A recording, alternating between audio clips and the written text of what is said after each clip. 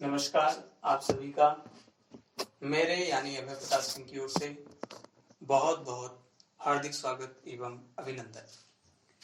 हम लोग कक्षा 10 के त्रिकोणमिति भाग को लगातार पढ़ रहे हैं और प्रयास है कि जल्दी से जल्दी थ्योरेटिकल रूप से पढ़ने पढ़ाने की दृष्टि से यह चैप्टर जल्दी से कवर किया जाए और इसलिए कक्षा 10 का त्रिकोणमिति ही एकमात्र ऐसा चैप्टर है जिसमें अभी तक 12 भाग आ चुके हैं। निवेदन है कि जो भी त्रिकोणमिति शुरुआत से बेसिक से सीखना चाहते हैं वो त्रिकोणमिति के पहले वीडियो से शुरू करेंगे तो बिना गैप किए हुए सभी वीडियो को देखते चले जाएं। जैसे ही आप सभी वीडियो को धीरे धीरे करके एक दिन में एक करके या दो करके देखेंगे समझेंगे तो आपको समझ में भी आएगा और आपका कोर्स खत्म भी होगा। एक निवेदन यह भी है कि जैसे जैसे कोर्स कवर होता जाए सवालें उदाहरण के माध्यम से आपके सामने पढ़ती जाएं तो उन उदाहरणों के माध्यम से उन अभ्यास के दिए हुए प्रश्नों के माध्यम से आप अपनी पाठ्य पुस्तक की सामग्री को भी हल करना शुरू कर दें, जिससे हम लोग जैसे ही थ्योरेटिकल रूप से यह चैप्टर कंप्लीट हो हम लोग अपने पाठ के जो पॉइंट्स हैं जो भी पॉइंट हो 5.1 5.2 या जिस भी नाम से हो उसको हम लोग हल करना शुरू करें। मतलब त्रिकोणमिति के अभ्यास प्रश्नों को भी हल किया जाए। अभी तक हम लोग अभ्यास प्रश्न नहीं हल कर रहे हैं, अभी थ्योरेटिकल रूप से इस चैप्टर को कवर कर रहे हैं और उदाहरण के माध्यम से उस थ्योरी को हम लोग पढ़ते जा रहे हैं, लिखते जा रहे हैं, नोट्स बनाते जा रहे हैं। ठीक है ना? तो सभी लोग सवालें करते रहें, नोट्स बनाते रहें और वीडियो गैप करके न देखें, लगातार वीडियो देखें, पूरा वीडियो देखें शुरू से लेके अंत तक। ठीक है ना? चलिए, पिछले भाग में मतलब 12वें भाग में मैंने कुछ कोणों के मान आपको निकालने के लिए कहे थे। मैंने कहा था कि 90 अंश से जब कोण अधिक हो जाएगा तो उसका मान कैसे निकालेंगे, उसके लिए कुछ मैं आपको समझा रहा था। मैं कह रहा था कि आप 4/4 लेते हैं और पूरा जो कोण 360 अंश है वह 4 हिस्सों में बट जाता है। 0 से शुरू होता है, एक खाने को 90, अगले खाने को 90 और मिल जाता है तो 180 और 90 मिल गया 270 और 90 मिल गया तो 360। एक वृत्त पूरा हो जाता है। ये पहला चतुर्थांश था, ये दूसरा था, ये तीसरा था, ये चौथा था। यह भी कि इसमें कौन कौन से कोण आते थे। थीटा आता था, 90 से कम आता था, 360 से ज्यादा वाला आता था। इसमें 90 से ज्यादा वाला आता था, 180 से कम वाला आता था। इसमें 180 से ज्यादा होने पर और 270 से कम होने पर कोण आता था। इस वाले में 270 से ज्यादा हो अथवा 360 से कम हो तो बात बनती थी। और भी एक कोण था माइनस थीटा, क्योंकि इधर ये सीधा क्रम है और इसके उल्टे आएंगे तो उल्टा क्रम। घड़ी का चलना उल्टा क्रम है। यहाँ पर घड़ी जैसे चलती है वो कोण के लिए उल्टा क्रम हो गया। और मैंने कहा था यहाँ ऑल अष्टक नियम बताया था, है ना, ASTC रूल। तो मैंने कहा था यहाँ सभी धनात्मक होते हैं, यहाँ साइन और उसका उल्टा धनात्मक होता है कॉसेक, यहाँ टेन और उसका उल्टा कॉस धनात्मक होता है, यहाँ कॉस और उसका उल्टा सेक धनात्मक मान होता है। तो 3 बातें बताई थी। चतुर्थांश, किस चतुर्थांश में कौन सा कोण पड़ेगा और किस चतुर्थांश में किसको कौन सा चिन्ह मिलेगा। ठीक है ना? चलिए उसी आधार पर आप 11-12 वीडियो नंबर देखेंगे, उसके भाग देखेंगे त्रिकोणमिति के, तो आपको यह टेबल आसानी से मालूम हो जाएगी। मैंने 2 कहा था आपसे, ध्यान रखने को 2 बातें। कौन कौन सी वह बातें थी जरा मैं इधर लिख देता हूं मैंने आपसे कहा था पहली चीज ध्यान रखिएगा चिन्ह और दूसरी चीज ध्यान रखिएगा परिवर्तन। पहला चिन्ह है और दूसरा क्या है? परिवर्तन। चिन्ह कैसे तय होगा? चिन्ह चतुर्थांश से तय होगा और चतुर्थांश किससे तय होगा? कोण के मान से। चलिए मैं सभी के लिए एक बार सबको पहले चिन्ह ही दे देता। ये कोण किस चतुर्थांश में? थीटा कहाँ पड़ रहा है? थीटा प्रथम चतुर्थांश में है, सबको धनात्मक मान। तो थीटा प्रथम चतुर्थांश में है, इसलिए सबको धनात्मक मान। सबसे पहले मैं सभी को चिन्ह दे रहा हूं, सभी को चिन्ह। 90 माइनस थीटा कहाँ है? वह भी प्रथम चतुर्थांश में है, तो 90 माइनस थीटा भी प्रथम चतुर्थांश में है, इसलिए सबको प्लस का चिन्ह। 90 प्लस थीटा हो और 180 माइनस थीटा हो, तो 90 प्लस थीटा और 180 माइनस थीटा में साइन प्लस रहता है और कॉसेक प्लस। तो 90 प्लस थीटा हो चाहे 180 माइनस थीटा हो, साइन और कॉसेक प्लस रहेंगे, बाकी सबको कौन सा चिन्ह मिलेगा? माइनस का। चिन्ह निर्धारण कर रहे हैं, पहला काम वही है। 180 प्लस 270 माइनस, 180 प्लस 270 माइनस किस चतुर्थांश में? तीसरे में है ना। 180 प्लस हो या 270 माइनस थीटा हो, किस चतुर्थांश में है? तीसरे में। और तीसरे में कौन प्लस रहता है? tan प्लस और cot प्लस। तो tan और cot को यहाँ पर प्लस दे देंगे, बाकी सबको चिन्ह देंगे माइनस का। 270 प्लस 360 माइनस, 270 प्लस 360 माइनस, ये किस में जा रहे हैं? ये जा रहे हैं चतुर्थ चतुर्थांश में। चतुर्थ में 270 प्लस भी है और 360 माइनस भी। कॉस और उसका उल्टा सेक, कॉस और उसका उल्टा सेक जो है प्लस का चिन्ह प्राप्त करेंगे, बाकी सभी लोग माइनस का चिन्ह प्राप्त करेंगे। 360 प्लस कहाँ है? 360 प्लस किसमें है? प्रथम में। तो वो कौन सा चिन्ह देगा? वो सबको धन का चिन्ह देगा, क्योंकि 360 प्लस प्रथम में है और प्रथम में सभी को धनात्मक चिन्ह दिया जाता है। माइनस थीटा कहाँ है? माइनस थीटा चतुर्थ में है, चतुर्थ में कॉस और सेक को प्लस, चतुर्थ में कॉस और सेक को प्लस, बाकी सबको माइनस। कल इसकी चर्चा नहीं किया था, इसको भी आपने लिखना है। क्या? ये n गुणित 360, मतलब 360 का चक्कर लगता रहे। जैसे मान लीजिए 3 चक्कर लगाए तब, तो 3 चक्कर लगाए तो उसको लिखेंगे 3 चक्कर, मतलब 3 गुणित 360। एक चक्कर में 360, 3 चक्कर लगाए तो 3 गुणित 360, 4 चक्कर लगाएगा 4 गुणित 360। तो यहाँ n प्राकृतिक संख्या है, ठीक है ना। जितने चक्कर लगाएगा उसकी संख्या है, उसके नंबर है, ठीक है ना। तो ये किस में जाएगा? तो चाहे जितनी बार घूमिए और घूमने के बाद आप पहले में ही पढ़ेंगे, इसलिए सबको प्लस का चिन्ह। जैसे 3 चक्कर लगाए क्या हुआ? एक चक्कर, दूसरा चक्कर, तीसरा चक्कर, अब कुछ भी जोड़ेंगे तो आप पहले में आएंगे। तो 3 चक्कर लगाइए या 4 चक्कर, चक्कर माने क्या? फिर से वहीं पहुंच गए, और उसमें कुछ भी जोड़ेंगे तो कहां जाएंगे? प्रथम चतुर्थांश में, इसलिए सबको क्या? प्लस का चिन्ह। चिन्ह की बात समाप्त हुई, सभी के चिन्ह मैंने तय कर लिए। अब मुझे इसकी भी जरूरत नहीं है, ये जो कुछ भी खेल था वो केवल चिन्ह के लिए है, तो अब मैं इसको हटा सकता हूं। चिन्ह के लिए ही ये पूरा आरेख बनता है।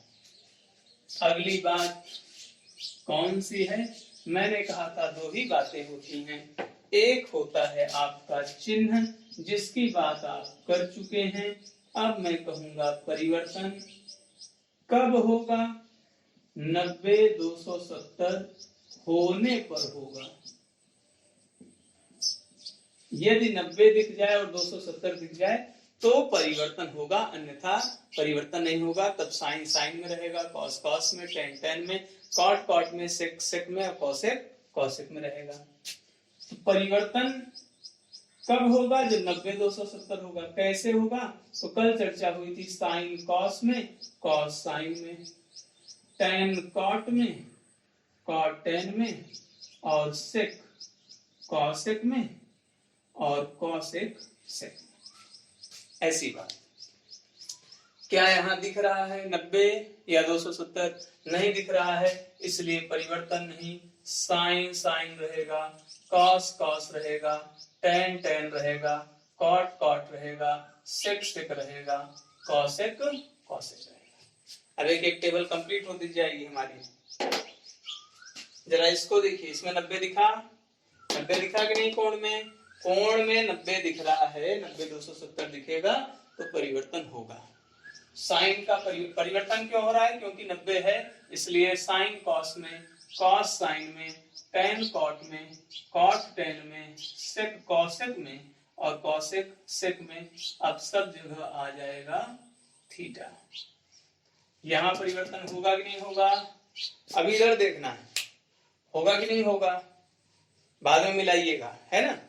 मुझे लगता है आपने सही किया होगा। अभी ध्यान से वीडियो को देखें। ये 90 दिख रहा है, 90 होने पर परिवर्तन होगा। तो परिवर्तन हो रहा है साइन का कॉस में, कॉस का साइन में, टेन का कॉट में, कॉट का टेन में, सेक का कॉसेक में और कॉसेक का सेक में। हर जगह थीटा हर बार लिखा जाता है, इस बार भी लिखा जाएगा। यहां देखिए 180 है, यहां भी 180 है।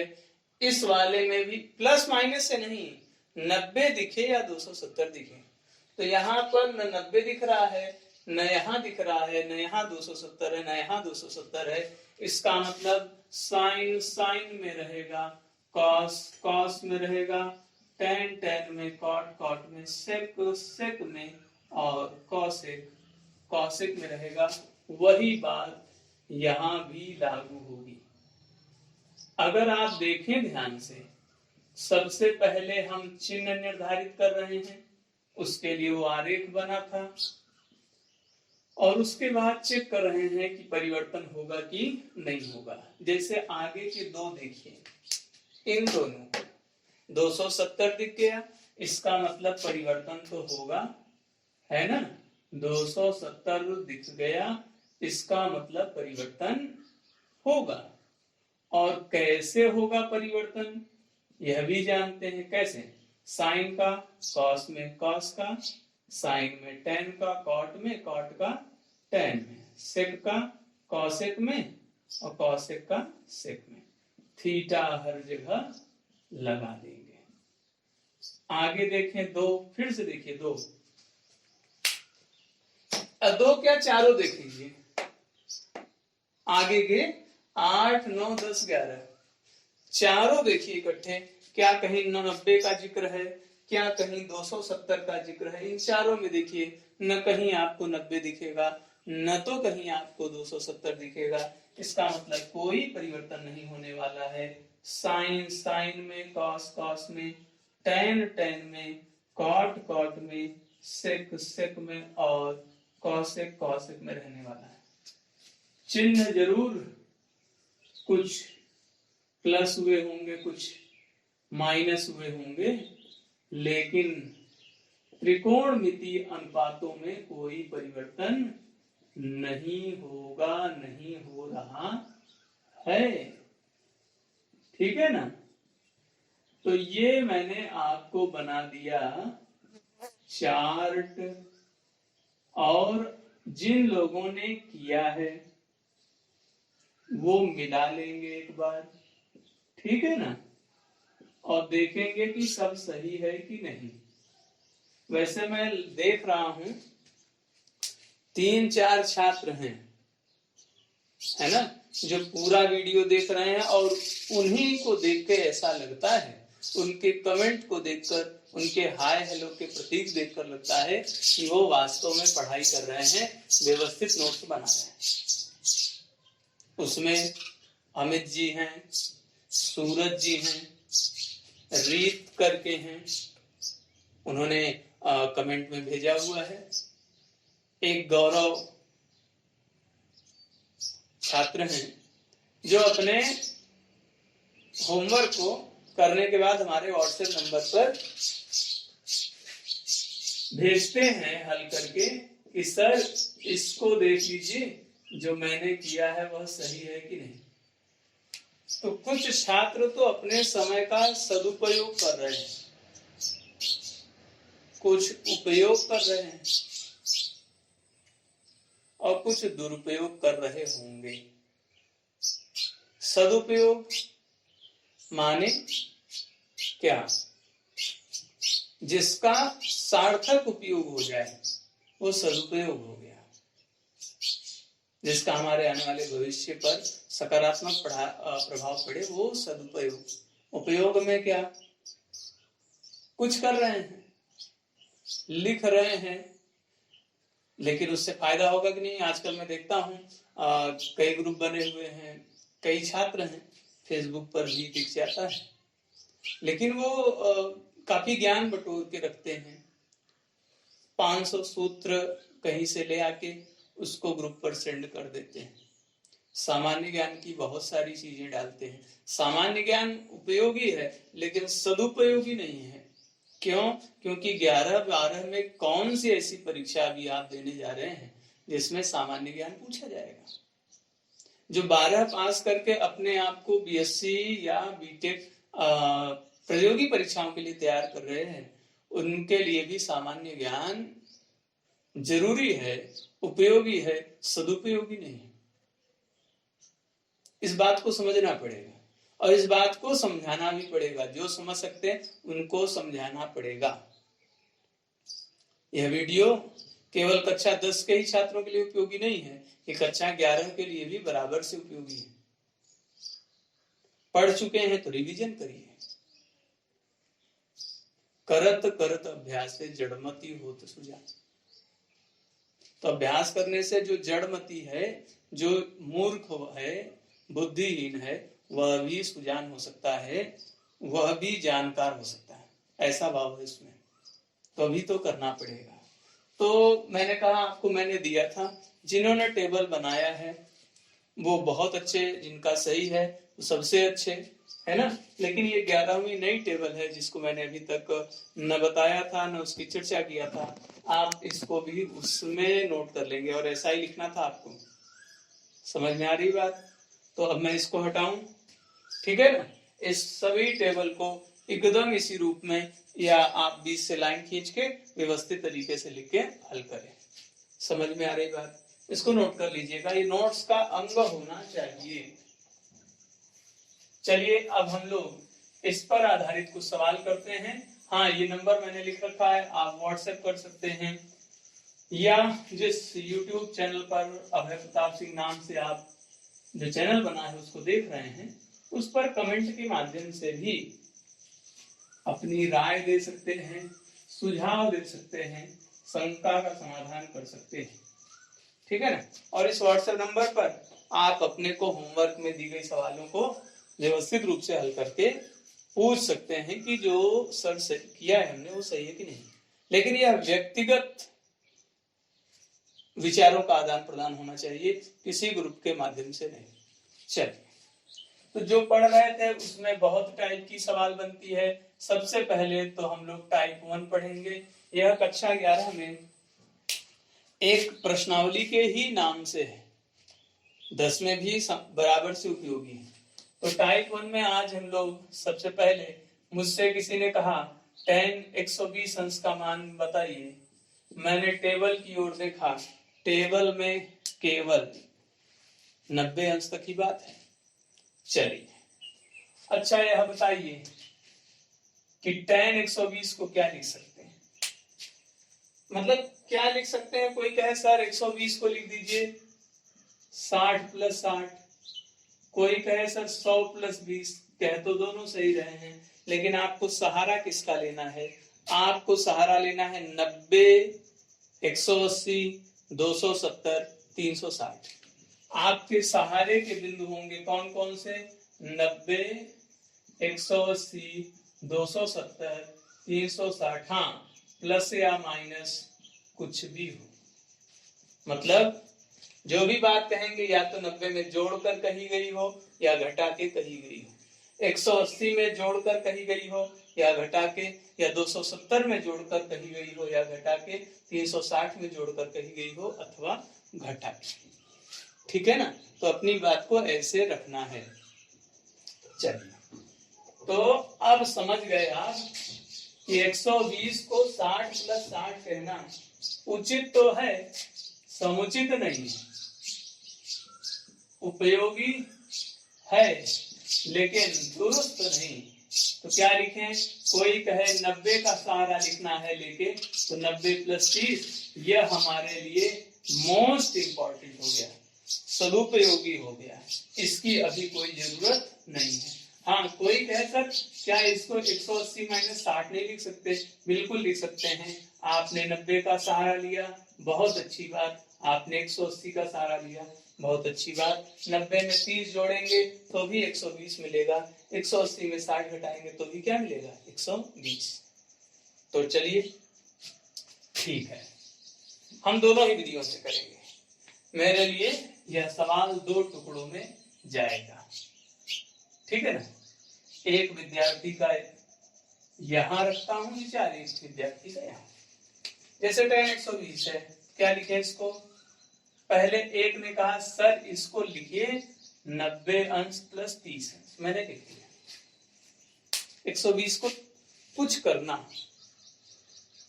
कुछ क्या करना? 90, 180, 270, 360 में या तो जोड़ के या तो घटा के जैसे भी पहुंच सकिए लिखिए। अब सोचिए 90 प्लस किस चतुर्थांश में? 90 प्लस या 120 ही कहां पड़ेगा? तो 120 अगर आपको ध्यान है वो बात, 0, 90, 180, 270, 360, तो 120 कहां पड़ता होगा? 120 यही ना पड़ता होगा, किस चतुर्थांश में? 120 यहां पड़ता होगा दूसरे में। तो सबसे पहले 2 ही चीजों का ध्यान रखते हैं, एक चिन्ह का और दूसरा परिवर्तन का। रूल क्या है? अष्टक रूल, ASTC रूल। तो ठीक, 120 दूसरे चतुर्थांश में, अष्टक रूल कहता है दूसरे चतुर्थांश में साइन और उसका उल्टा कॉसेक पॉजिटिव रहेगा, बाकी सब निगेटिव में। तो ये पड़ा दूसरे चतुर्थांश में, दूसरे में tan का मान ऋणात्मक, चिन्ह की बात हो गई। ध्यान से सुनिएगा, कोण कितना है? 120। किस में पड़ रहा है? सेकंड में। सेकंड में कौन प्लस होता है? तो ASTC रूल कहता है साइन और कॉसेक प्लस, बाकी सब माइनस। तो इसका चिन्ह तुरंत आ गया माइनस, क्योंकि सबसे पहले क्या देते हैं? चिन्ह। परिवर्तन होगा कि नहीं होगा? चूंकि यहाँ पे 90 दिख रहा है, बिल्कुल परिवर्तन होगा। कैसे? tan का परिवर्तन किस में होता है? cot। फिर वह कोण आ जाता है जो न्यून कोण रहता है, जिसको हमने जोड़ा है या जिसको घटाया है वो कोण रह जाता है। तो cot 30 अंश का जो मान जानते हो तो वह समझ सकते हैं कि वह माइनस, तो इसकी वजह से cot 30 का मान करने में 3, यह आपको टेबल में मालूम है। किसी ने कहा सर इसी सवाल को अगर मैं 120 को 180 - 60 लिखता तो भी क्या यही उत्तर आएगा? बिल्कुल यही आएगा, करके देखते हैं, ठीक है ना। 180 से कम किस में जाता है? 180 से कम भी सेकंड में जाएगा, दूसरे में जाएगा। दूसरे में साइन और कॉसेक के अलावा सभी माइनस हो गया। 180 पर परिवर्तन नहीं होगा, क्योंकि परिवर्तन कब होता है? 90, 270 पे। तो 180 है इसलिए tan का tan ही रहेगा।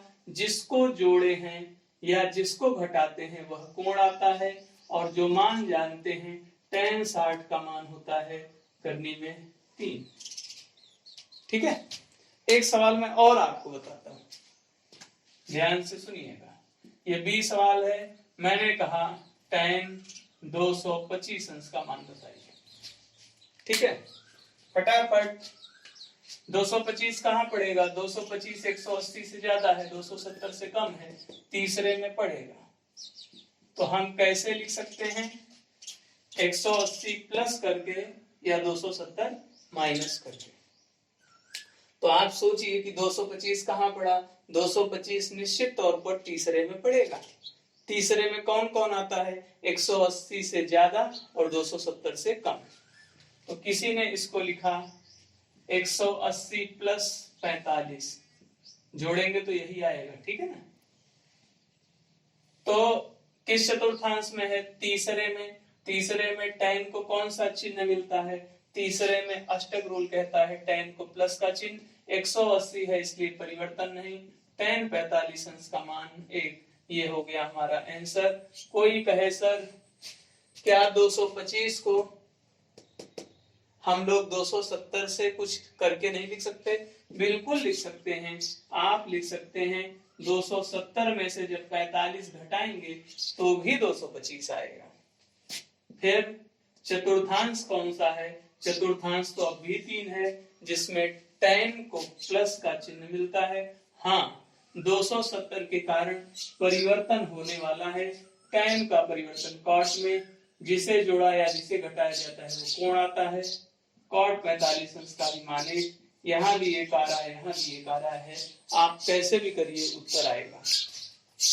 5 सवाल दे रहा हूं, करिएगा। और मैं इन्हीं 5 सवालों पर चर्चा करने के बाद इसके टाइप 2 पर भी जाऊंगा। ये 5 सवाल होमवर्क पर चेक करेंगे, 1-2 सवाल हम और कराएंगे, आपको भी देंगे, फिर टाइप 2 पे जाएंगे। तो पहला सवाल है साइन 150 अंश, कॉस 225 अंश, tan 315 अंश,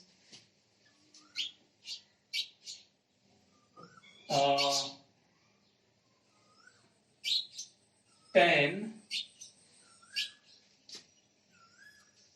420 अंश, और अगली सवाल साइन 210 अंश। ठीक है, ये होमवर्क पे है, इसको करिएगा। कल इन्हीं सवालों पर चर्चा के साथ हम आगे बढ़ेंगे, कुछ और भी सवालें करेंगे। खूब पढ़िए, मन लगा के पढ़िए, नोट्स बनाइए, व्यवस्थित रहिए, व्यवस्थित जीवन जिए। इसी मंगल कामना के साथ आज की वाणी को मैं विराम देता हूँ। धन्यवाद, नमस्कार।